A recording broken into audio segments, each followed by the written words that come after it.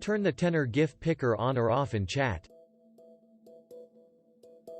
In the Admin console, go to Menu, Apps, Google Workspace, Google Chat. Click GIFs.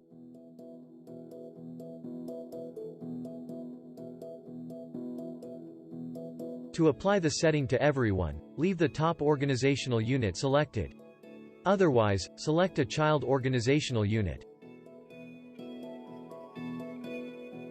Under Allow users to browse and add GIFs using the Tenor GIF integration in chat, select On or Off. Note: if you turn the GIF picker off, users might still be able to include GIFs in their chat messages by uploading GIF files or adding GIFs through apps.